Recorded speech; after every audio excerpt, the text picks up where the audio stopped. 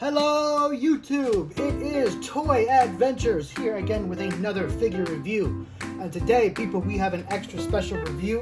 This is something I found on OfferUp for a crazy good price. Only 40 bucks. 40 bucks to get today's review, which is the Elite Force BVI USMC Light Armored Vehicle. This was released by Elite Force in 2002, part of the BVI Maximum Detail line, or as real as it gets. Yeah, I mean, I got this for a crazy good deal while on OfferUp. I could not believe it. It's new in box. The tape is still there while corroded. I mean, you can tell just by the condition of overall this box, it is dirty. I mean, someone probably either left this outside or left this in the garage and just let it just get destroyed. I mean, there's crease marks everywhere. That's why I don't feel bad about opening it, and that's why we're going to open it today and take a look at it. So, I mean, you can tell, like, look at the window right here. It's destroyed. But for 40 bucks, you cannot complain. You are legally not allowed to complain. Someone will come to your house and put you in jail if you complain about this deal. Taking a look at the box to start, it's the nice original BVI, black and into blue kind of color scheme. It says USMC, light armored vehicle, accurate 1/118th scale, total realism, total maximum detail, as real as it gets. Coming around to the side, it shows you a picture of the LAV with more text. Back here on the back is the interesting part. This is where the bio is. Back here it says the LAV is an 8x8 amphibious armored vehicle with a crew of 3 and positions for an additional 6 troops. The USMC values the LAV as a versatile, reliable, low-maintenance vehicle with long-range capabilities. So, just a little bio on the vehicle. Not many toys these days actually come with bios on the toys. It's just like, especially not the Mattel Jurassic World line, it's just like the legal information. Kind of boring. Taking a look at the bottom, you get all the producer information. It tells you right here, made in 2002. I don't know why, but I just love these like old, like new millennium toys, like 2000 to 2009. Just so interesting to me. That's when like the creation of toys for this 1/118th scale was at its peak. And I don't think it'll ever be there again. I mean, just take a look at Elite Force, 21st Century, even the Star Wars and G.I. Joe toy line were making some incredible vehicles that just aren't being made anymore.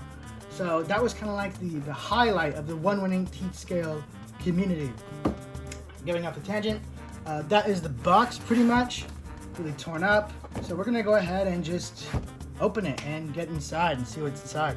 All right, so we're back. I was gonna do the whole, unboxing segment, kind of like how we did with the Huey, but this thing was just too complicated to get out of the box. It was a nightmare. Okay, it was a nightmare. There was tons of those little twist ties, and then the regular ones, and they were like the twist ties were twisting together. It was a nightmare.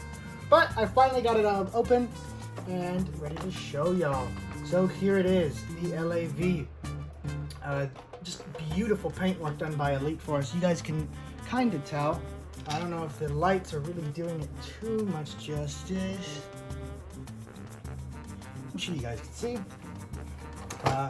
Taking a look around here at the back. This is one complaint I have, is these doors are super loose and they don't shut very well, but I'm gonna find some kind of way to fix that. Maybe put something mildly sticky in there just so it holds the doors a little better. We will see. On this side, I'm not sure. Okay, let me go ahead and get this out of the way. I don't know anything about the actual vehicle this is based on. The LAV or whatever this actual vehicle's name is, I just don't know about it. I know about the Bradley a little bit, but not anything about this vehicle. So don't expect like a lecture on what this purpose was and how it served in the USMC, because I don't know. I'm just here to review the toy. So, I mean, if there's things you guys, like you LAV experts in there, want to add something in the comments, please, by all means, go ahead and do it. I'd love to hear about it. So, getting on to the toy itself. It has beautiful airbrushing. I mean, there's all these details on here that are actually painted. I mean, a lot of newer toys today have like details, but none of them are painted. I believe this is like the window right here. You can see this is where the driver, or either the driver or the gunner, would be positioned, and it has the little windows right there. That's actually translucent blue plastic. I'm not sure what these two red things are up here on the turret, but those are also translucent plastic, and I think for the most part that's the only translucent on this toy. Love when these older figures have the translucent plastic, just adds so much more believability. Yeah, going along here you can see there are 3 backpacks. At first I thought these backpacks could be removed and put on the Elite Force figures. They are not. These are static. These don't move. Same with the jerry cans. This hatch doesn't open. This hatch doesn't open. There's a lot of hatches on here that look like they should open but don't. I'm not gonna wrap on them too hard because a lot of the times these little flaps can be loose, like these back doors, and I would have rather had them be locked and shut because I would never use them, rather than always be flipping open like the back doors here. Sorry about that. I had it locked in close-up mode. Didn't realize. So these are the hatches I was talking about. These don't open. The driver hatch. These side hatches. Pretty much, to get out of the way, the only hatch that opens is this top one that I believe is the gunner, or just the entry hatch in general, and these troop bay doors. Those are the only opening doors on this. So before we take a look at the Epic vehicle and all its features, we're going to take a look here at the Epic little Elite Force figure, because I know some of you guys remember back in 2014, Elite Force had a small little comeback in Targets. I mean, the toys were abysmal compared to how they used to be, but the little action figures were pretty decent and super well priced, so it was a good way to get little action figures, especially for us JP fans. I used to love them. So here's the little figure included. It is a little USMC driver, little tank operator or whatever. I really like this figure because he has that face wrap, that face covering. I don't know why, but you know, ever since I was a little kid, I always thought the face wraps on soldiers look super cool. I don't know, just I love that hidden identity look. He has the green vest on, green camo vest with a little what kind of holster is that? I don't know the name of that exact type of holster where it goes down the. It's not a shoulder strap. If you guys know what that kind of holster is called, go ahead and put it down in the comments. And then he's got a tanker helmet on. Really cool little figure. Those of you that used to like the ones in 2014 will know that this is a, it's hard to say a step up because this came before, but the other ones are a step down. I mean, just because the old ones used to not be painted on the back. I mean, as you can tell, these ones are fully painted on the back. The details there. Super cool little figure. It has that weird cross-cut joint that we examined on the 21st Century figures, but it only has it on the elbow, so forgivable. And the helmet. Sorry if my hands look bloody. I just noticed that. It's because of the fake blood I use. It spilt in the bag, and I was trying to get stuff out of the bag, and yeah, it stains your skin for a little bit. So that is pretty much it on the figure.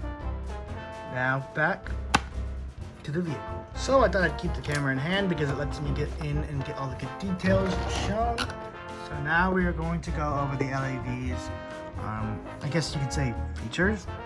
That's what it does. So for articulation, oh yeah, if you guys notice, I have bug bites all over me. This is from the last movie I filmed. I have like 15 bug bites in one arm. So if you guys see the little red dots, that's what it is.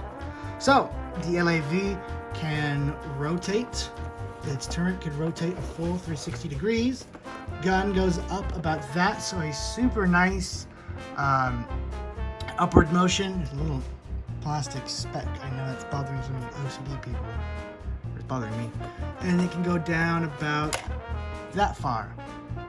Over here you can see that these first few tires actually have movement. What? You can actually have the vehicle turn. These are going to prove difficult when pulling this on a string because these vehicles with these, Bruder has these, the toy company Bruder has these kind of wheels where they can turn, and it makes pulling them on strings really hard because these wheels love to turn mid-pull. So that's tough. You have like all these, 21st Century and Elite Force are known for these tiny little details like these serial numbers, all the logos. It's all here. it's all here, all the designation.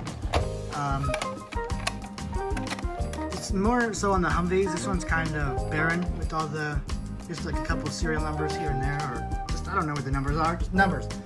Big exhaust port right there. Here is where they have like, they put all like their backpacks and whatnot. I mean, you know, like the extra stuff that's not already strapped to the side. It's a little carriage area. And we come back here to the, in this back where these doors are super loose. I mean, I'm gonna have to do something to fix that. Just put like something, like I said, mildly sticky, and so it will stay better when I go. So let's just go ahead and take a look at the side. I'm guessing you could probably fit about 2 figures. If you really jammed them, you could fit about 3 figures on each side, resulting in about 6 figures total if you can really jam them in there. Yes, I'm talking about Marauders. It's another little plastic piece. Marauders, Joy Toy, you know, they can all fit in here. There's no real point in showing it because those of you guys that are curious about it know that Elite Force runs in scale with them. So about 3 guys I can guesstimate. Maybe 2 if you want them to have comfortable room. I would say 2 just to be safe, but I feel like some of you guys are crazy, you can actually fit 3. And in just a moment, we're going to go ahead and do the size scaling outside because it's a vehicle, and size scaling with vehicles takes up a lot of room. Taking a look here at the bottom. There are the screws. I was just pointing that out because I was actually going to consider turning this into the green I use for most of my vehicles that you guys can see in my movies. But I've decided against it. I'm not going to customize this. I'm going to keep it default because it's so neat. But I am going to get the Elite Force Humvee, and that is going to get customized real quick. In fact, I'm going to do a video on it and a custom video tutorial on how to show you guys how to do, you know, basic level custom vehicles. But for now, let's get on to the LAV's size comparison. How does this fit in with other 1/18 scale vehicles? And keep in mind, I don't have other tanks. This will be like Humvees and helicopters. Alert! Alert! There is a tiny little bag in the box that I didn't look at. So we're going to take a look at that now. Inside with 3 cool little accessories. A mountable M60 machine gun, goggles, and what looks like to be a strap bag or a shoulder bag. Let's go ahead and see what they look like on the figure and vehicle.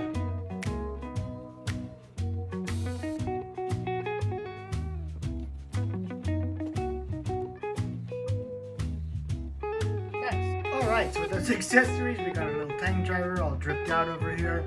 Got his little, his Gucci little bag, and his,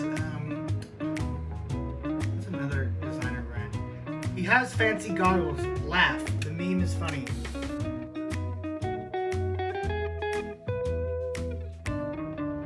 Alright, so here I have it with several other vehicles, including one by Elite Force. We'll take a look at right here. Here is the Blackhawk. Compared to it, Blackhawk is still massive. Probably one of the bigger 1/18 scale helicopters out there, other than the True Heroes Payflow. Move this out of the way. Next up, we'll take a look at it with the Brooder, the Land Rover. Obviously customized to be an engine Land Rover. And finally, we're going to take a look at it next to the Click and Play or World Peacekeepers Humvee. So it scales in perfectly with your 1/18 scale figures. Obviously, I'm not going to show it next to dinosaurs because it's kind of redundant. A lot of you guys watching this don't really care. At least the ones that are looking for a genuine review on a vehicle. And you guys will see this against dinosaurs in one of my upcoming movies. But that's all I can say for now. Guys, thank you so much for watching. This has been a Toy Adventures toy review. And Toy Adventures signing out. Thank you so much for watching, guys. Take it easy.